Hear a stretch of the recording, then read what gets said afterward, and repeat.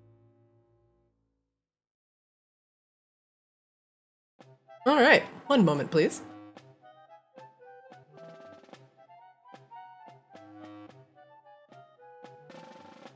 One true moment, please, as I put you all outside.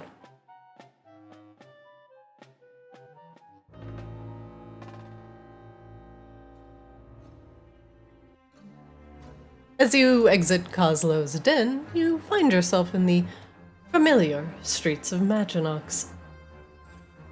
To the left, you see the Raven's Blood guard that you saved, diligently standing guard outside. But there are not a lot of tourists wandering the streets, as things seem empty save an umbrellas knight to the south and a wandering Lunesti loyalist to the north. There's no sign of the drow dancer or the other drow that tried to free you of your pockets the other day. Because we murdered them, didn't Yeah, we? we did. Yeah. We did very much. Ooh. Keeping the streets clean. Hey, buddy, how you doing? He looks. Oh, hello. It's you know nice this to guy's see you, name? everyone. I don't think you actually have learned his name. I can't remember if we've asked your name, but I figure if you're gonna be here, I wanted to ask you a few questions that I need to get some information that you might have that, well, we don't. Of course. My name is here. Here, I'll let you. It is an honor to be your guard. What can I do for you? Well, we got one of our merchants that we're trying to get, everything organized with. They want some flowers from the Night Bloom Garden, and, we're trying to gauge how much of a request it's gonna be, or how special they are, or how expensive they are. The raven rubs his beak with his free hand. Catherine's Nightbloom Garden, yes. She has many, many rare flowers in there. Many that she's loath to give up. Recently, there was a fire in the Nightbloom Garden that damaged some of her precious plants. So now, security around there is very, very tight. Her supply is more limited these days, but the garden is only for, how you say, viewing? Sometimes, the plants inside can get a little restless. Interesting. So this would be, next to no shot kind of asking for a favor. We definitely would have to bring something or offer something. Catherine cares very much for her plants, very, very much. They are very close to her. She's brought some from, the regions that she once was a warden for. Do we know, who messed up the garden?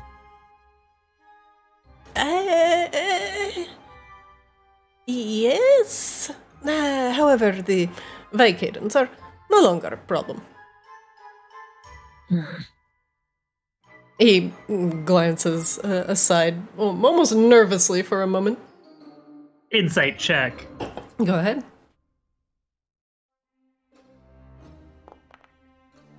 That is definitely not the entire story, and it probably wasn't entirely the fault of the Vicadons. Here is definitely leaving something out. What are you leaving out here? Many of Catherine's precious flowers are, how you say, not just dangerous, but magical.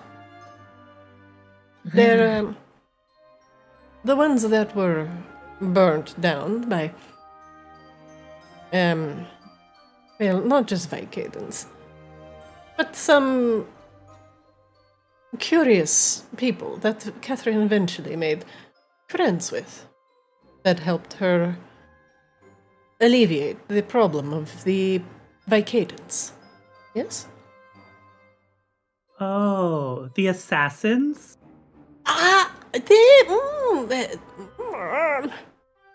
Grabella hands him 10 gold just to sweeten up the pot. Oh. Look, we're not asking for you to betray her. We're just, you know. Oh, I never would. But I wouldn't. He pockets the gold. I would never call them assassins in mixed company. Perhaps mercenaries? Enthusiastic helping people with swords. Enthusiastic heroes. Catherine is Yeah. very, very smart. Always one step ahead of competition. Wait. You said that. Okay, these are the mercenaries who helped deal with House Vacatus. They're also the ones who dealt with House Hamaki. Yes, they are one and the same. So they're the ones who Brixis hates. Sea Swab. Oh. Documents. What? Did you say donkey bits? Documents. Donkey bits. The Pokemon is really going to Azrael's head at this point. He literally just looks at Sea Swab and is trying to tell him to Barks use an his order. signature move. Yeah. Sea Swab, use document now! Documents. Document! Or donkey bits. I don't know which move he's asking for, honestly. I heard sea swab donkey bits. Donkey bits! Well, that's Well, an no, we industry only- I didn't think we were getting into. And I was thinking it was like a drats, but like how Azrael would say it. Like, Donkey bits! Oh, donkey bits. listen, I've worked around airplanes for 15 years. My hearing is shit. Okay. I don't need to hear that. No, you're fine. Ooh, No, donkey Sea bits. Swab. Sea Oh, Swab, we only know donkey one bits. of their names. They just had like the descriptions for the other ones, right? Yeah. We could figure out who they are. Oh, no, their names are Rain Silversong and Flix Duke Well, of she Cats. sounds hideous. There was a Duke Well, of she's Cats. a guy, so He's like touching the money in his pocket. I believe his name was Flix, some fairy from a foreign court. There was so also like pulls out like the paperwork. He starts like flipping through, trying to like find these names. Like fucking God, I wish I had this Control F function in this paperwork. they're all in there. By the way, since you're flipping in but very specific. I have to search through all these paperworks. yeah. You're like flipping. There was another a strange displaced drop. Donkey bits. What was that last part? Sorry, I was thinking about donkey bits. Forgive me, Rain, very we're aware. distracting. Hold on. Rain, we're aware of. Okay, Rain, I got one here with some rain stuff, and then you flicks. Flix. Flix,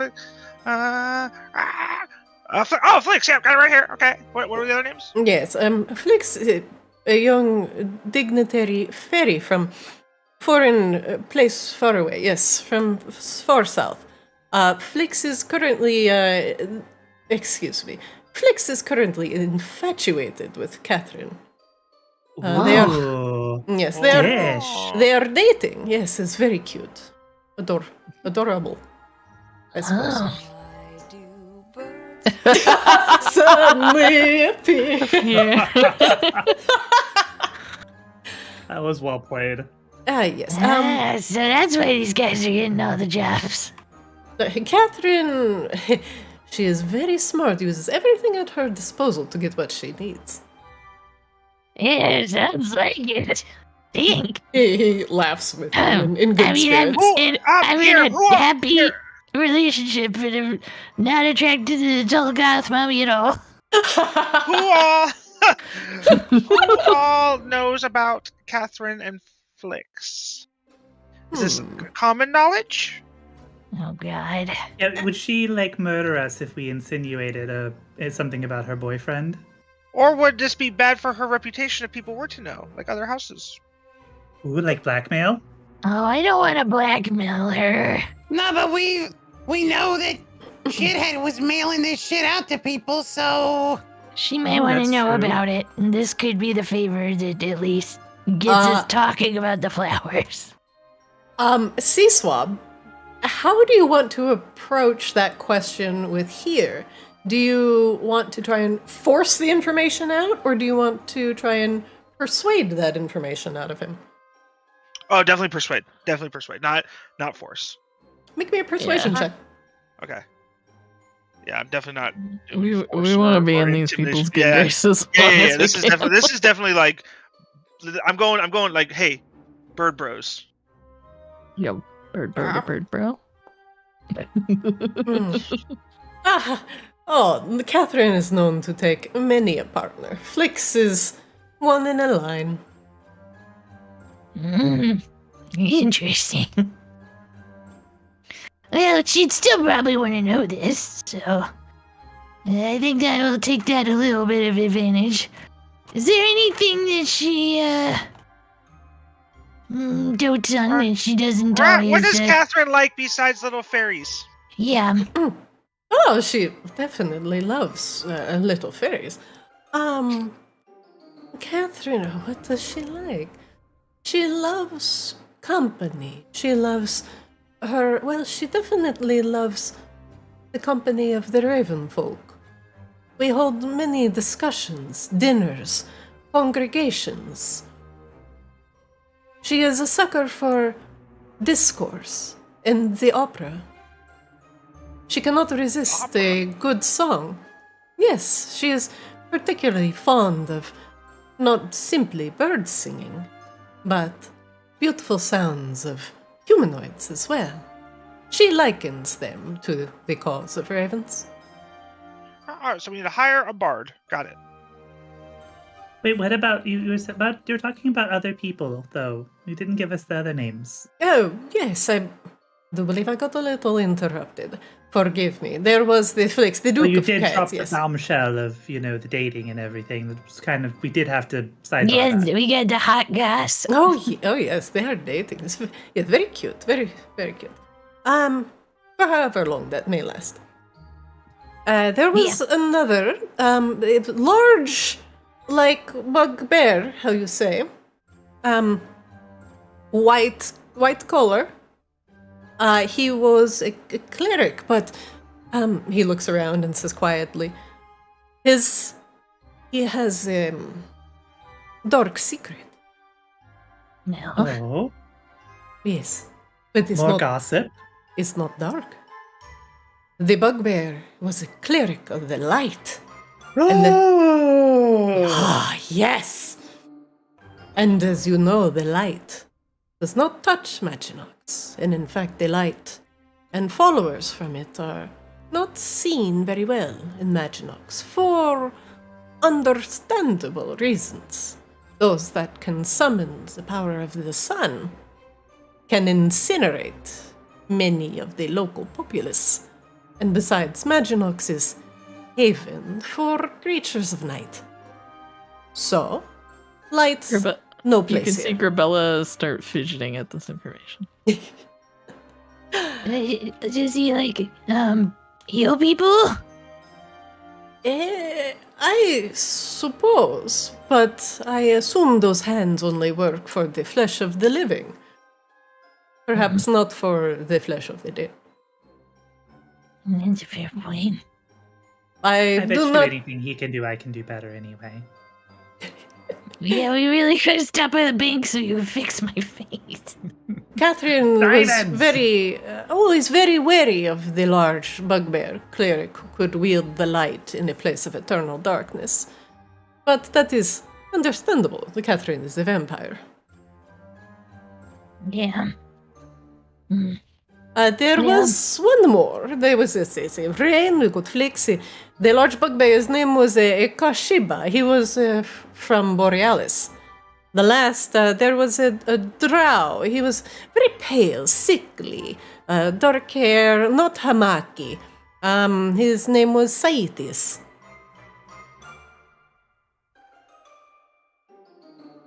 But he doesn't sound very interesting. Like the Sheba. The others seemed to regard him with some minor disdain.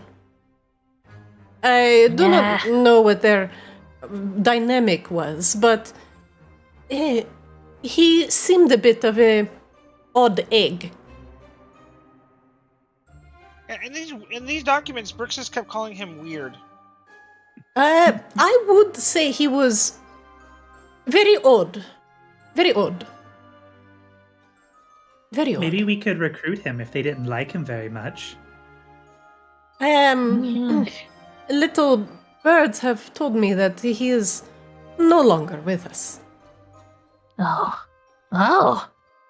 Jeez. Oh. May his Well, may he rest in peace. Yeah. Well, see, yeah. then their cleric's not that good at all. Yes. Bella just kind of laughs. It seems like the light could not save everything, no? Yeah, but that's that was fair. it. I believe, yes, the 4 Rain and the Flix and the Kashaba and the Saitias, who is dead. If we were to bring her a gift aside from this information that might be relevant to one of her friends, Gribella, air quotes. anything aside from showing up and being friendly. Catherine, well, aside from loving to gossip, only deals in one kind of currency, and that currency is knowledge. You bring her something that she does not know already, and she will bend over backwards to try and, get that information from you. She prides herself in knowing everything that goes on within Maginox. We do need to update her about the conversation with the big baby booba fire lady and, some of the stuff we found in these documents, so maybe that'll at least get us, somewhat content. Thank you, here. You've been very helpful today. Of course, the more rare the information, the more she is willing to help you. If you always come in and tell her things she already knows, you will become less useful. All right. Well, let's head over where the gossip's at. Yeah, and make sure you just let us know if you have any trouble here. Oh, yes, of course, of course. Yeah. Doesn't Yeah. seems very pleased with his here/here joke. God damn it. Yes. Take care. Then we And you, my brother. Here, looks at C-Swab and gives him a nod. I give him the upwards nod back. Yo, bro. Yo, bro. Listen, the upwards nod is different from the downwards nod. Okay. It's true. It It's is. true. It's the good one. It is known. It is known. Alright. All right. Is it this Where are we way or going? that way? Oh god. Southwest. Yeah, Hey. north was the Crimson Auction, which is a opera house / stage. All right. Before Gribella will nod, just like C-Swab did to the umbrella person, just to be cool. Just Even watch though as you she's go. before we go Uh-huh. out of range of everybody, and I'm gonna do. Can I do a check to see if there's any birds around? Sure. What would you like? Perception? Yes.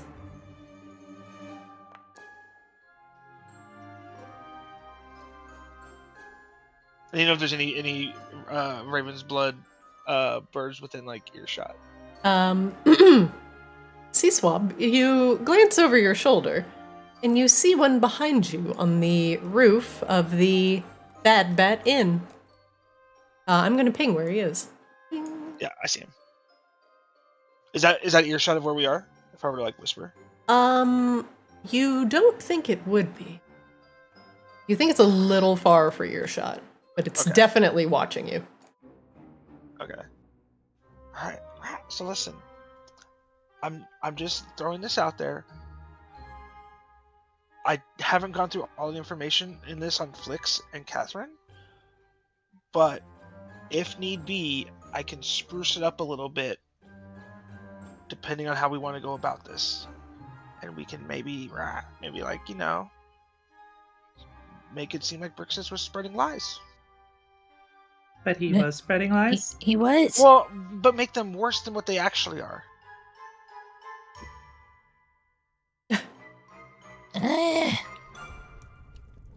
It's just, I'm just either not. It's just or on not. that. It's just Yeah, we'll keep that in the back of our head. okay. Can I like while we're quote unquote traveling to Catherine's? Can I see or can I find out what was written about like Flix and Catherine from Brixis? Absolutely. Can I get some notes in here about the Rain and Flix? And... Yeah, oh yeah. At least from what Brixus has written, that it's very slanderous. He's written that Catherine has had an addiction to fairy blood, and that she has only taken I don't need in to spice up any of flicks. this. Oh my god! You don't need to spice it at all. That's Uh, a meatball. No, we already So- have a meatball. Catherine has Well- an addiction to fairy blood and has taken Flix on as a boyfriend. And while he is a boyfriend, she is also a vampire, and she is a blood-sucking vampire. There are different types of vampires. So, Flix might be also used to feed said addiction. Fairy blood gives vampires very heightened characteristics and is incredibly psychoactive and can be used in all sorts of ways. So, and it It's is the fun juice. extremely addictive. So that is the gig He's like of a little fun juice. concubine. I have made that mistake in another campaign where I'm Okay. the fairy, Okay, so well, yeah, then I I know would what for she's sure- talking about. I would for sure like to make. See, so I would like to at least at some point on this journey make a copy of that one, just to have as a back pocket as like a, you know. Yeah, Right now, absolutely. this is the only copy, but you know. Well, aside from whatever he mailed to whoever, but Well, yeah. Well, I mean, but which we don't know for sure what was mailed out, what was sent, but yeah, we had some ideas on like the I cities and knew that people, but- information was the most best currency. I can't speak words today. Sea Swab, that is not the only bombshell you find in there, but you also find out that Rain, after destabilizing all of the houses of Maginox, mainly Hamaki and Vicadus, is now betrothed to the Crown Prince of House Lunesti, Eris Lunesti, who is the first in line to essentially be the high leader of Maginox, taking it more away from like a court system and moving it into more of a like royalty-based system, where the courts will have Down with the less monarchy! power. Yes. Yeah, which Well, until if they haven't the- told her, they're gonna be in trouble. So, What did we agree our house is called? The WTF? yeah, WTF Syndicate. Yep. WTF Syndicate might make a play for that throne. I mean, or do we want to keep it courts? Because courts seems to be going in our favor thus far. Well, I'm just saying, like, Yeah. C-Swap's getting ahead of himself just on excitement from Yes. Yeah. C-Swap. No, I think C-Swap courts lives for is- the information. The exchange of information is better than any monetary gain. Because Umbrellas and Ravensblood are like our bros at the moment, and if they lose power because there's a prince, then well, a lot of what we're doing right now could be for naught. Catherine. Also, court systems are way easier to manipulate than monarchies. Yes, so we want that information in her hands if she doesn't already have it. But we definitely play this as, hey, so okay. So we start off with, I'm not going to do the Kozlo voice for a second because Yeah, my throat is upset with me already. Same. We start off with, we found out how, like, we start off by informing her that we found out how Hamaki found out about us by saying that we discovered that essentially that Brixus was there. Mhm. And we sort of tee the whole thing up with that bit of information, like, oh yeah, we figured out how this information was getting out, and whoa, look at what we found in the process. And that's Should when we- we drop the extra. Should we start by asking for the favor or close with it? I feel that's a good question, and I feel like do we should that. start with it. I feel like we go there. So we go there and we're like, listen, we are, here's the status of where we are trying to get the docks back up and Maginox going again, and we're there. We do need some stuff that we know that you have, or that we heard that you have, and so we'll ask her, right? Because maybe she offers it up for free. Maybe, probably not, but maybe. So then we go. She goes, I can't give that to you for X, Y, Z reason. we go, okay, well, we do have some information that pertains to you. Yeah, I just don't want it to come off blackmailing.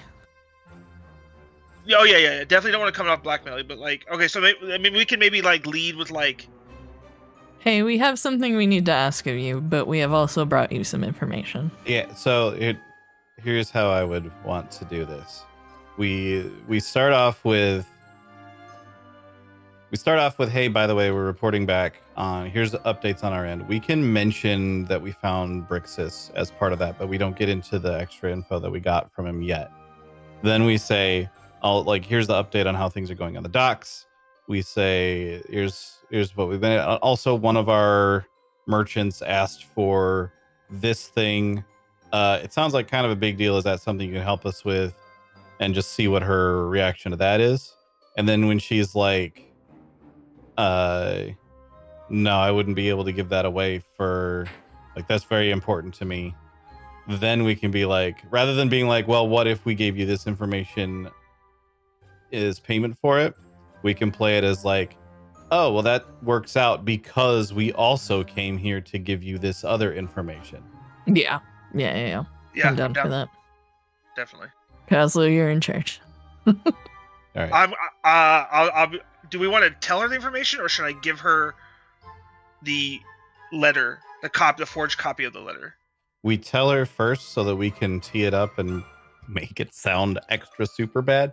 And then when she goes, what proof do you have? We go, this paper right here, which, by the way, we also know that he was mailing out to people. Yeah. Because he was with Hamaki, right? Yeah. Yeah. Yes. And he was trying to get Hamaki back in good light. As an insane little minion. And then we wrap it all up with, by the way, he's super dead now. So we've taken care of that loose end. But we don't know how many of these papers went out and to who. We just know where they were being sent. Yeah. And tell her that. Yeah. I need to grab a little bit more water and some crackers real quick. I'll be right back. Why don't we take a quick 5? I'm going to refill my water as well. And then when you get back, we will be in the front of House Ravensblood. Quick 5 minutes. Sound good? Perfect. Yep. I will also get a water, but I'm going to put some hops in mine. Sounds great. I'm getting a Dr. Pepper.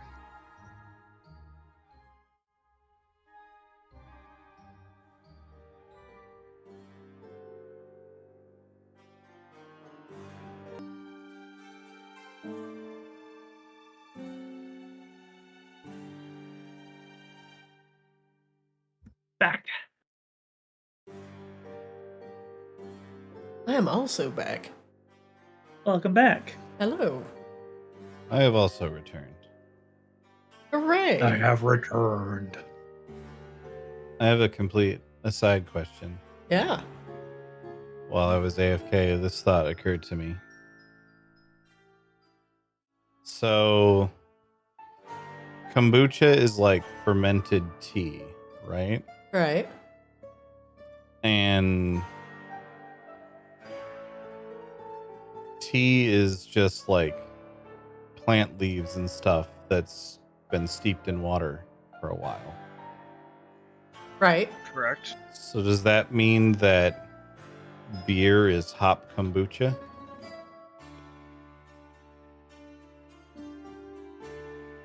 Yes. I mean, technically, vinegar is just fermented, further fermented wine. So, vinegar is just wine beer, right? Is vinegar just bad grape liquid? Kombucha? Grape kombucha? I guess vinegar is actually a lot of things if you just let it ferment longer. So maybe that doesn't work. Is a hot dog a sandwich? Is a hamburger a sandwich? Yes. Is a taco calzone sandwich just an Italian burrito? Is a hot pocket a Yes. calzone? Oh Yes. god, not this again. Hot Pockets are the superior calzone, What the honestly. fuck? Oh no. Is Like- cereal just milk soup? I eat my cereal dry because I can't stand milk. Is Same. coffee just bean soup? Yes. Yes. Well, then tea would just be leaf soup. Yes. Uh-huh. Tea is just leaf soup. And we've come Tea is- full circle. I think tea is more of a stew because there's like more, like you got to leave it steeping for a while. So I think it's more of a dirt stew, leaf stew. Gross. Wait, so that would mean a vanilla bean latte would be like a 2-bean stew. But what if it's iced latte? It'd be an ice bean stew. Two ice bean stew. I hate this. All right, Huh. now that everybody's back, is a taco a sandwich? I asked that, nobody answered. Well, fuck you, it's a sandwich. It's sandwiched between 2 delicious layers of either corn or flour. What's the thing is like knowledge is knowing that tomato is a fruit, and wisdom is knowing that you don't put it in a fruit salad. Yes, Mhm. that is exactly how you describe int versus wisdom in D&D as well. Uh-huh. Mm-hmm. Mm-hmm. Exactly like that. All right, everybody. As you stride through the streets of Maginox, you get to Catherine's protected estate. The snow is falling softly outside, and the familiar Raven's Blood guards nod at you as you all walk up to the front door. Hello. Do you all do anything before greeting the guards?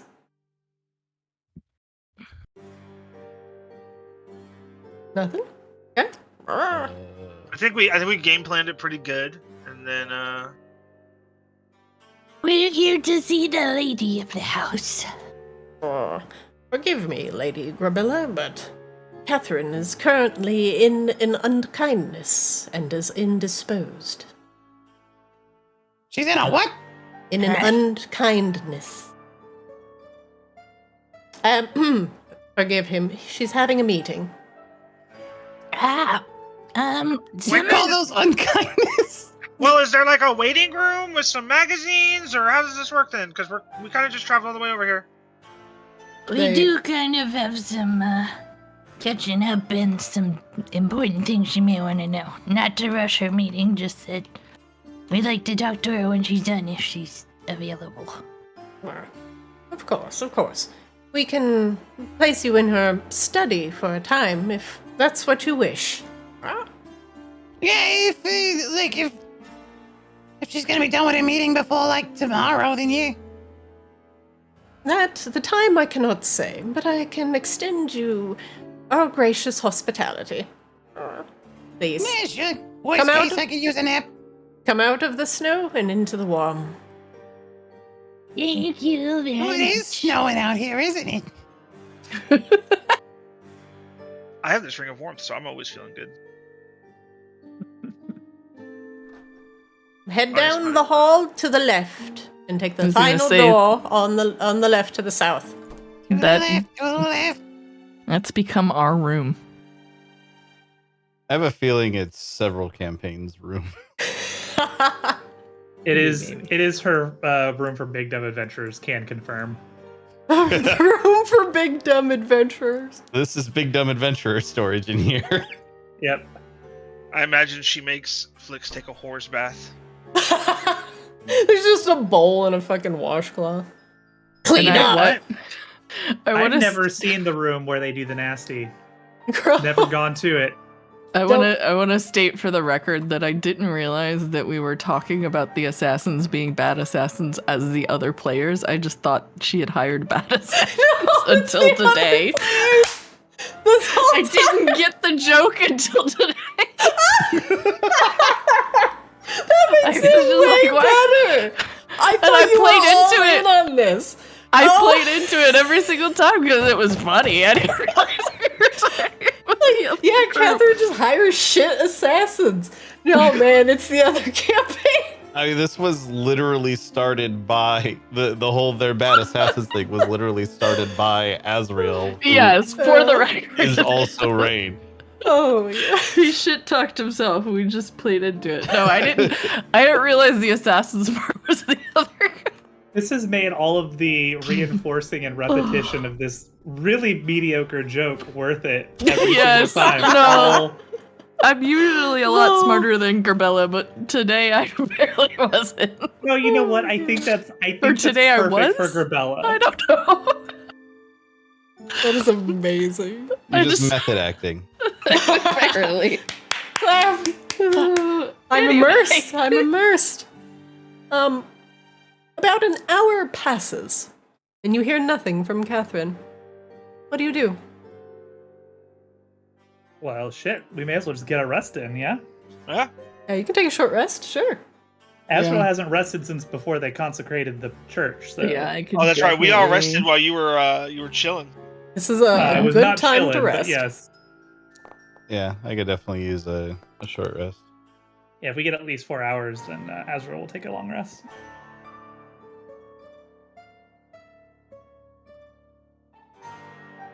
Do we successfully short rest? You do, absolutely. Catherine's home is safe, quiet. The fire is roaring in the fireplace, and the cushions are comfortable. Apparently, Garbella and Seaswab are insisting on sleeping on top of the bookshelves.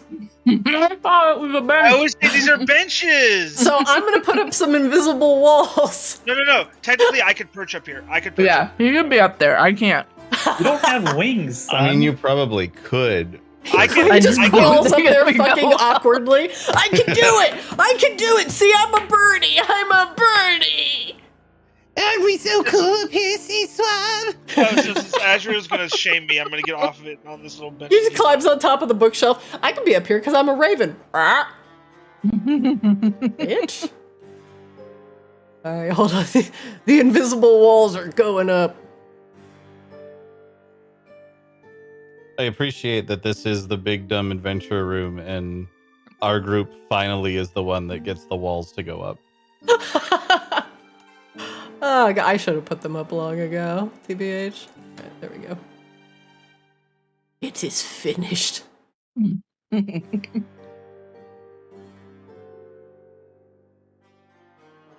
Another hour passes, and things are quiet aside from the gronking of the ravens outside. Okay, well, listen. Just throwing this out here. If we don't get this meeting soon, maybe we can just ask for a stroll through the garden, and Cosmo can start to hand us some flowers. No? Okay. Hey, look. Listen. I was just throwing it out there to the group to see how you guys thought about it. I'm honestly not sure that it's worth the risk. Like, Yeah. we're basically just trying to get a merchant some flowers so he likes us. Yeah. There's other ways we can skin that cat. And a bit of it's her, a bit of it's us.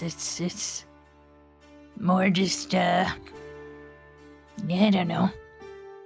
I just feel like she's the kind of person, if we pissed off, things are gonna go really poorly for her. That's probably a smart way of thinking. Yeah, see? Hi! Good evening. Forgive my lateness. I was informed when you arrived, but I was in the midst of a gathering and could not risk insulting my guests. An unkindness, as your god put it. That is the formal way of referring to a group of ravens. Oh, yeah, I forgot about that. We call our gatherings unkindnesses, where we gather and share information, stories, tales about things we've seen on the wind. Seaswab's unsure if he should feel insulted by the fact that he wasn't invited to it. Yeah, we heard you like to have people over to taco. That sounds actually kind of fun. But we did come to do some of that. I'm gonna Sure. let Kozler take the floor so we don't all talk over each other. Of course. She comes and takes a seat. Oh, we're talking Guys here. will Okay, like- cool. Kozla will awkwardly start to get to his feet, but as she sits down, be like, wait, what am I doing? And then sit down. Caesar's gonna like stand behind your chair as like, I don't know, like a consigliere type stance, you know, like when the information eventually comes out, he'll be ready to hand it over. Oh. Yeah, so we got a few updates, got a couple of questions, and maybe a request. I don't know. We'll see how this goes. Very well. It See how seems everyone's very feeling. important. Yeah. So you remember how we wasn't sure how the Hamaki found out that it was us who, you know, kind of ousted him from the docks? She nods. Yes, I was curious about that. Did you find out more information? And then some. Oh boy, do we got information. Please. So I'll start with the easy stuff. So yeah. You remember that church, right? That had all the holdouts? The Church of Eternal Night, on the edge of the city. Yeah. I am aware of it. Go on. I think we told you already there was a bunch of Hamaki in there. I don't recall exactly what all we got you up to speed on, but there was a bunch of them in there. And then there was a giant spider thing that I don't know if they was trying to summon it or it just managed to get through or what, but we put a stop to that. And we went back to sort of make sure everything was cleared out, and well, lo and behold, we found a filthy stinking rat. All right. And behind the door that guy was covering in his own shit. Oh yeah, you did make some new friends. Oh yeah, no, the rats are fine. Nice people if you talk to them, but all of you can make me an insight check, please. Oh, I'm sure she's making a face at that.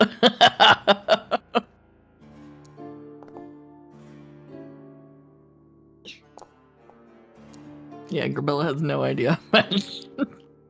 I will, just because Kozlo is like really trying to fire on all cylinders right now, I will also flash of genius that, oh,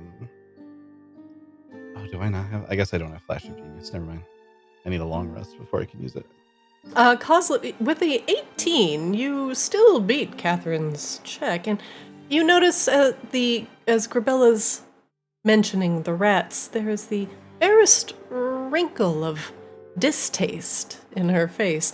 It seems like her relationship with the rats is not as positive as yours.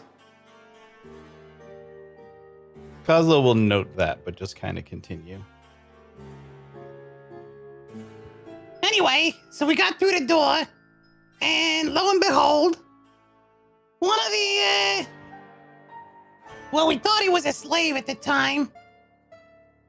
This goblin by the name of Bruxis or something. Brexit, something like that. Brixis. Brexit. Really angrily. Yeah, that guy. Turns out, after we busted him free of the Hamaki, he just went straight back to him. And he was the one who was spreading all sorts of nonsense.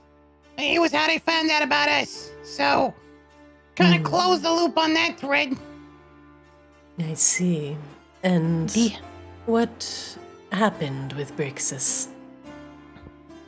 You mean before or after his brains got splattered everywhere? After. Oh, we fed him to a spider.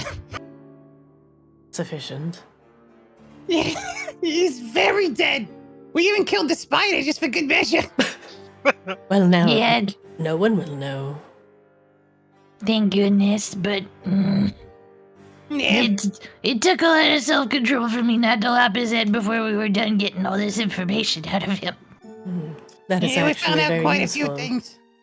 That goblin, if he was once residing in House Hamaki, most likely had a wealth of information at his disposal, not to mention the story of the ones that went into House Hamaki.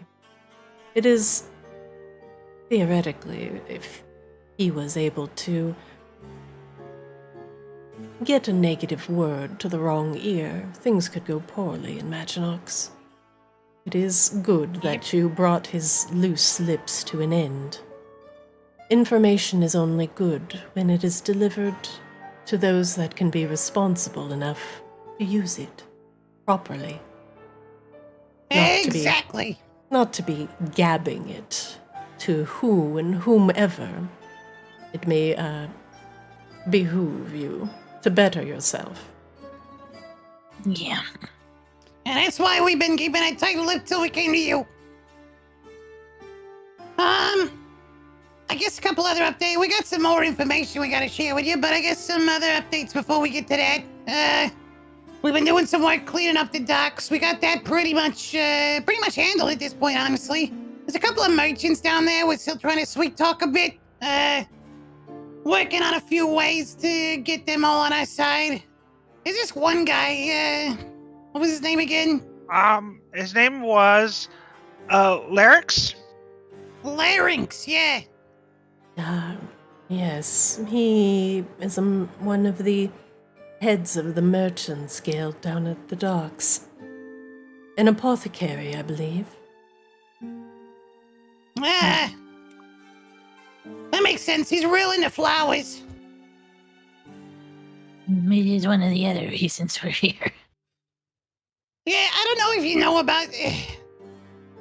So he gave us this list of flowers. One of them sounded like something that might be your sort of thing. Nightshade, night bloom, something like that. You know what that is? It's twilight orchids and dusk lilies.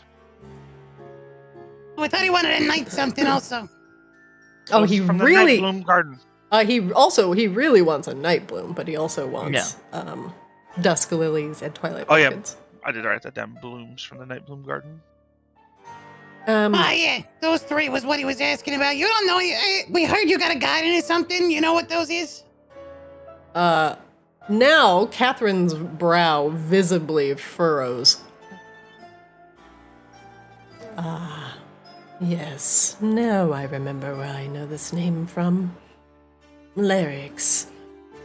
I've had to ban him from my gardens, from trying to go in and prune things for himself, stealing from my blossoms and blooms that I've carried around from all over all over Polaris. And to think he would have the audacity to ask you to bring him blooms for him. I can't say he is stubborn. Well, being honest, we hadn't even mentioned you to him. So I don't know if he just thought we was gonna waltz in here and steal them ourselves or what. He probably He actually didn't give us any information to. on where to find it. He just said he needed them. Of course he wouldn't. If he said that you would have to beseech me for them, without knowing our previous relationship, it would seem nigh impossible. Yeah. So, obviously that's a large ask, but that's why we come with large info, too. I mean, at the end of the day, if this guy's an asshole, then I don't know that I want him in charge of the merchants and the docks, but we can get to that when we get to that. Catherine, thinks for a long moment.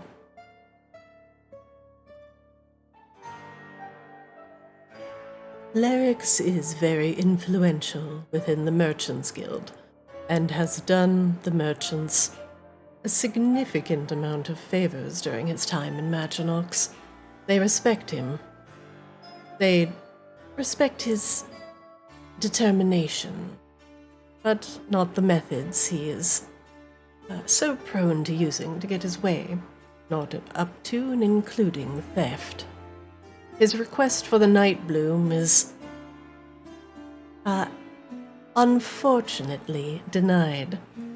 That particular flower is most outside his purview of care. Thus, it cannot be removed from the garden. His ask is impossible. The twilight, the dusk lilies, and the twilight orchids. Perhaps. But these flowers and their partner plants, those that keep them safe and allow them to grow within the treacherous areas of Polaris, are not so willing to give up their beautiful friends. So he couldn't even get one to grow there if he wanted to. She laughs.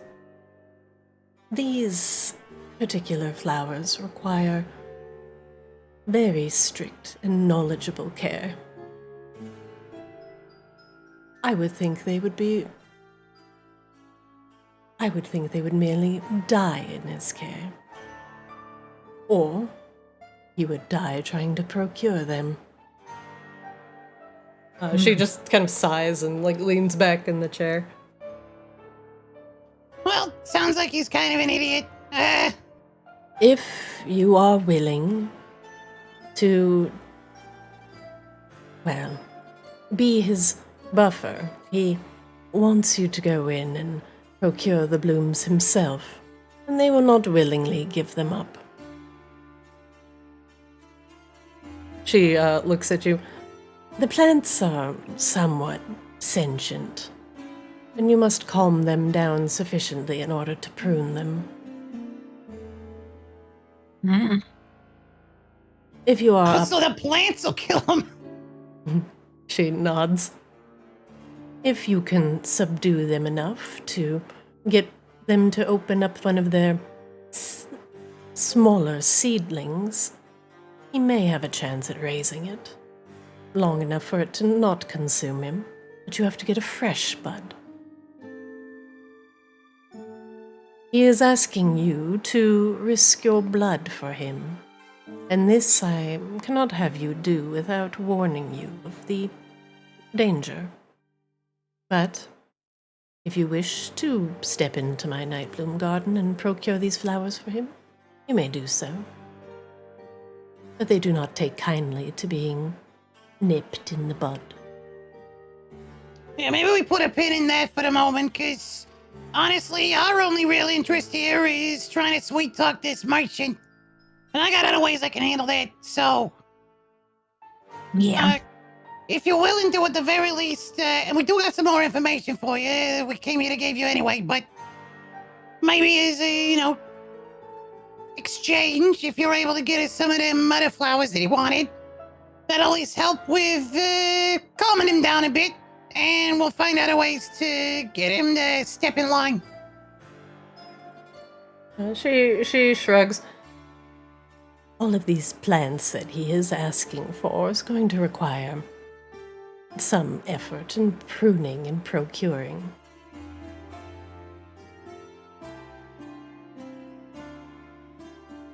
I do have gardeners there that can help guide you through the process, but these blooms here, as he's asking for, are no simple plants.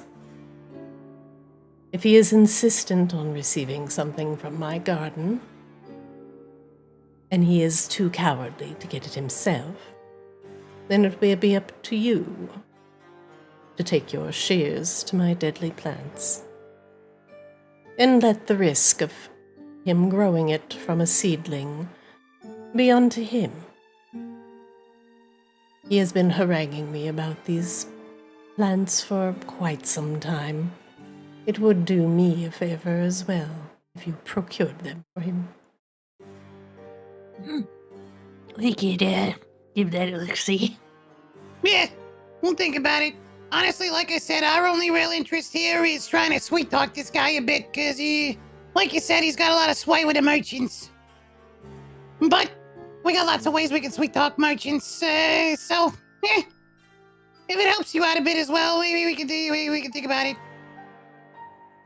But more importantly, Yeah, speaking of which, helping each other out and all that.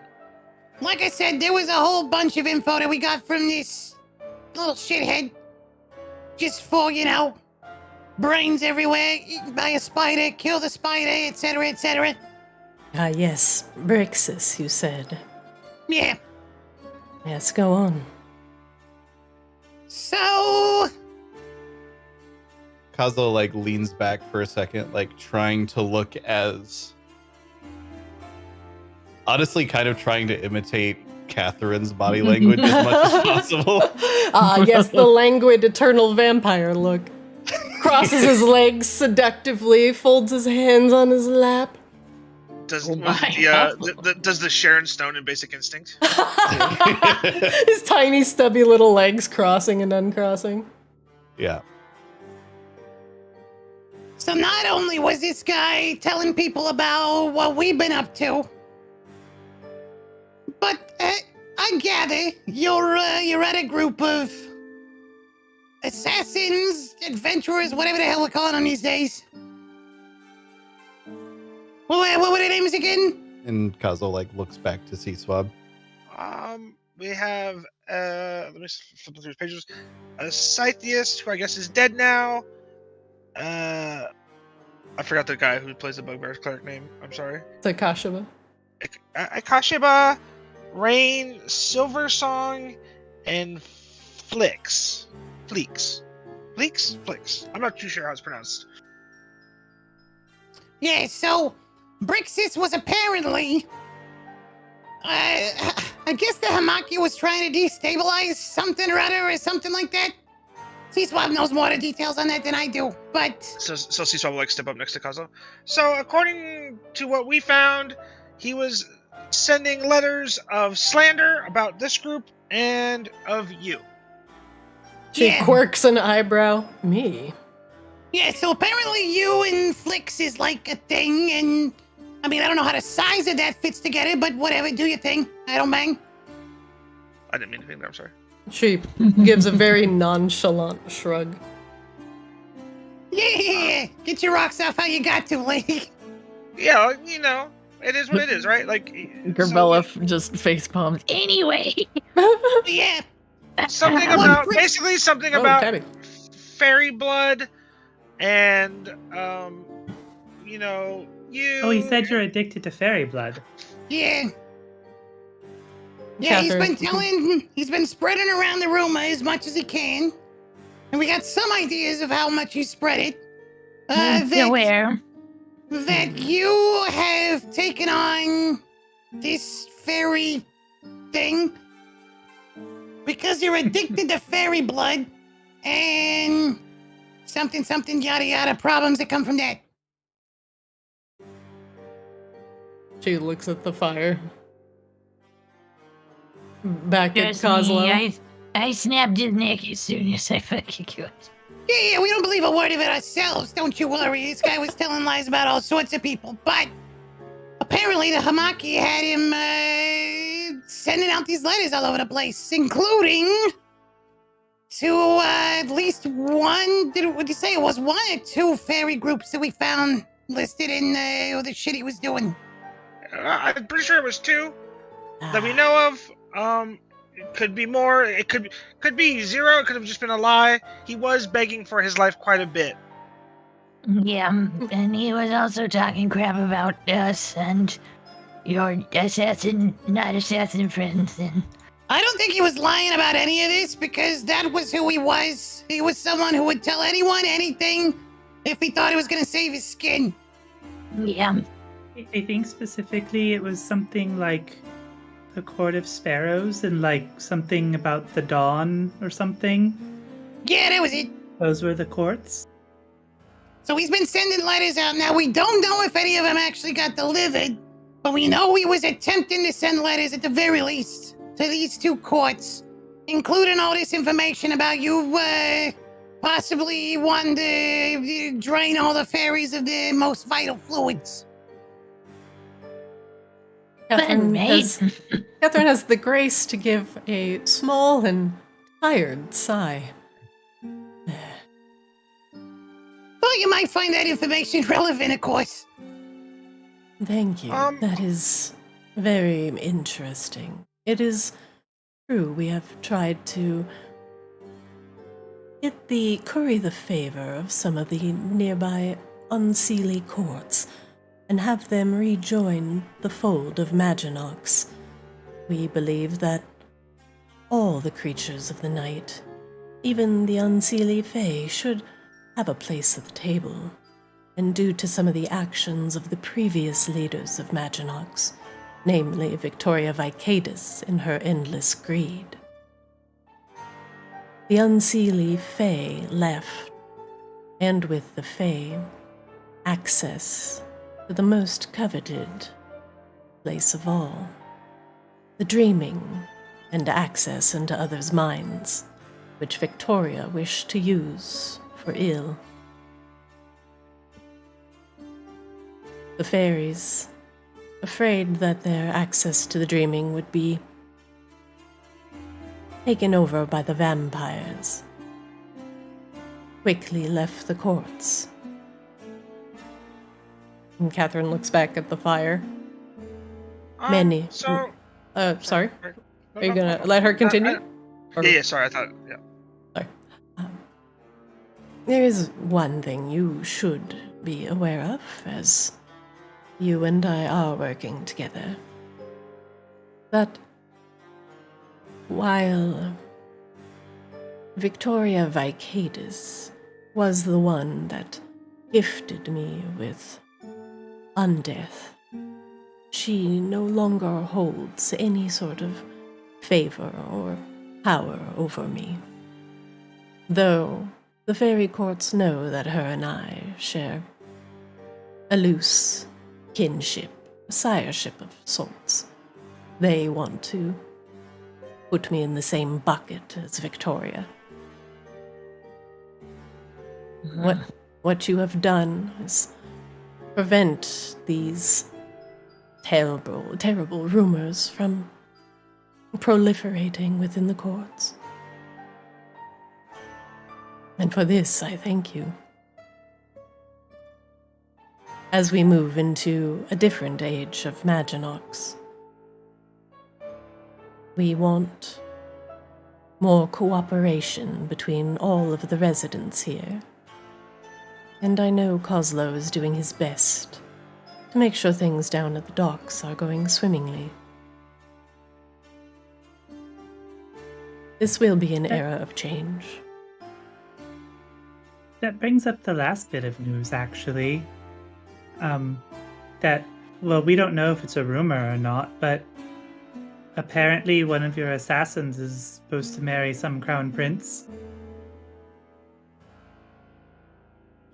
Catherine goes quiet.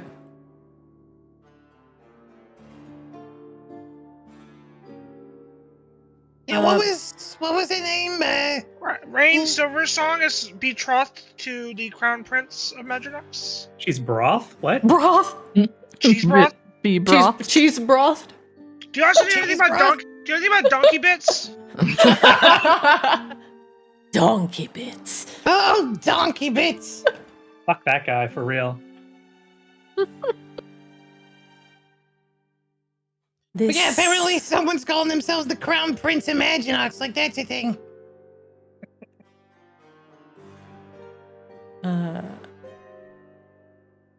Catherine's lips form a line for a moment, and she looks back at Kozlo. Now, this is true. Eris Lunesti, son of Alara Lunesti, who was the wife of the first king of Maginox. Lucari Polaris, now ascended. He left his wife, Alara Lunesti.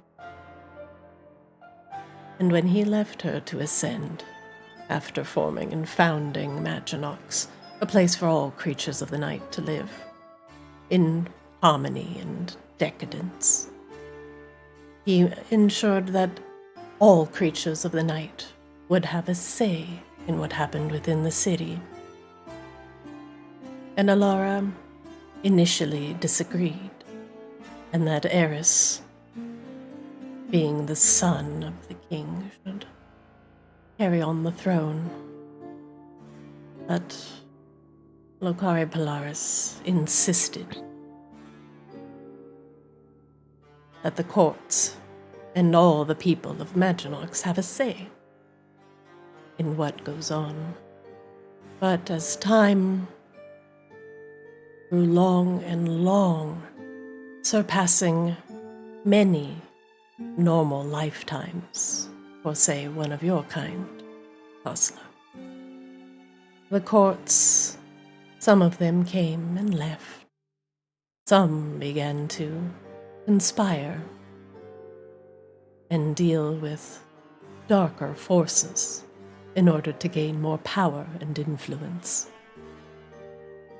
Vicadus, the Vicadus house,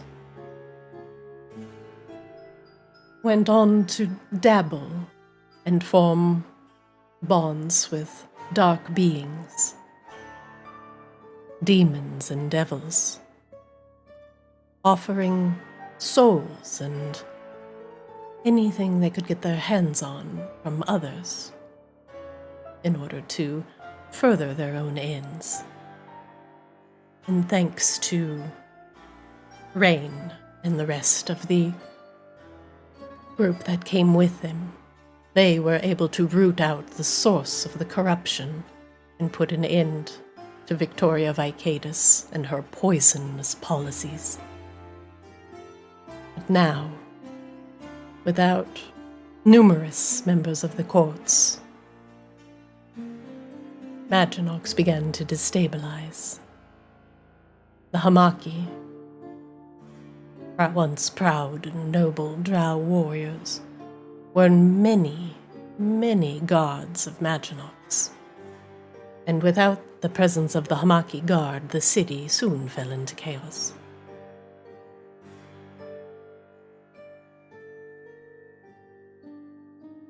She looks back at the fire again and back to you all. The courts have not worked and are falling, or have fallen. Maginox needs a strong and powerful ruler now more than ever, and knowledgeable and supportive and trustworthy allies in order to support his legitimate claim. Maginox needs guidance now more than ever. And if you and I, and the rest of those that wish to make Maginox a wonderful place to visit, and an even better sanctuary for the creatures of the night, then the Lunestis must once again become the rightful rulers of Maginox and lead us into an era of darkness. But the good kind of darkness. The pacifying, the silent dark, in the dead of the night, where you can hear your own thoughts. And there is nothing but the chirping of crickets, and the stillness of the night. This is the only thing we wish. Peace. And for those like you who have returned to Arctis somehow, reborn into this cold and unfeeling environment. And you, Coslow, the ambitious and intelligent goblins. And Seaswab, my distant brother. Words in the wind are yours to command. And with you as a part of my unkindness here with me, we could all be powerful assets and lead Maginox into a new and prosperous age. But I need to know now if that is what you wish, or if you wish to only serve yourselves over all else. then we will be at odds. I am a warden of Polaris, and I have given myself to this land long ago to be its protector, and I believe with all of my heart and being that the Lunestes will do great things for Maginox, and all of the people, the misunderstood miscreants who lurk in the dark. And to guide us on how to live together once again in quiet harmony under the blanket of night. These things, I tell you, will shake the foundations of Maginox itself and further disrupt these powerful courts that still desperately and pathetically want to hold sway. But the people don't need courts, vying and bickering and arguing for power. You've seen what it does. It's almost completely destroyed the economy of Maginox. And you and I and the people, we need others come here and to celebrate and to be safe. And you, Coslow, and all of you here have a place in that.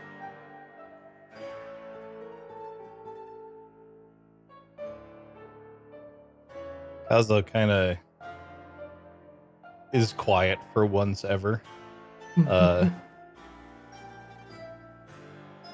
Just kind of thinking for a second.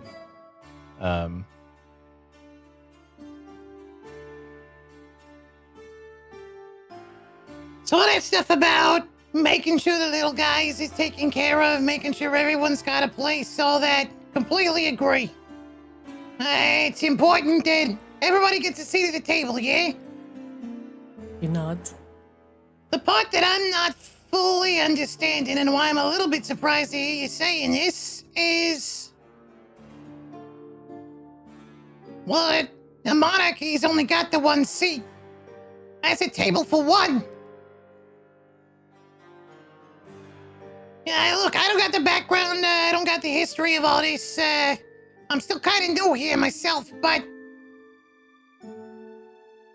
How do I know that this Lunesti guy, whoever he is, Crown Prince or something or other, how do I know that he's actually gonna follow through on that? Or if he ends up in power, ain't just gonna put things back to how they've been? And then we go right back to goblins don't matter, kobolds don't matter. Catherine leans back in her chair with a very blank expression on her face. As Lunesti's mother, Alara, owes me a life debt. When the houses, namely Vicadus, swarmed upon House Lunesti, I warded her within the land itself, sequestering her within a web between the walls between worlds, where she could not be found by even the most powerful mage.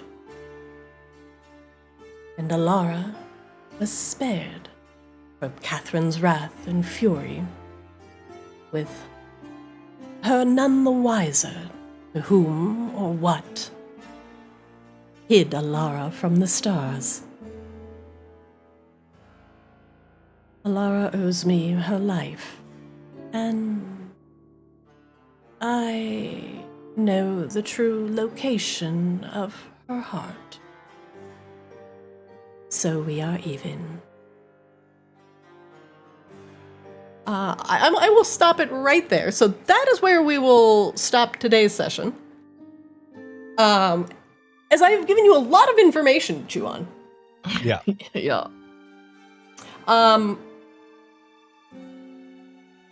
The last thing that she has told you is Alara, the, I suppose, former displaced queen of Maginox, but then moved to a court system where she had to be hidden away by Catherine Ravensblood, a druid of the Darklands. But now, Alara is back, and wishes for her son to take the throne. And it seems like these powerful vampires owe each other some unlife debts. And with the knowledge that Catherine has, seems like knowing where Alara's heart is a very big deal. But you don't know a lot about Alara, and you've just learned about some of the former monarchy of Maginox and Polaris. So that is where we'll stop the session. We'll have you guys chew on what you guys want to do going forward. Catherine is really just moving forward with the monarchy plan, and is all in on the Lunestes.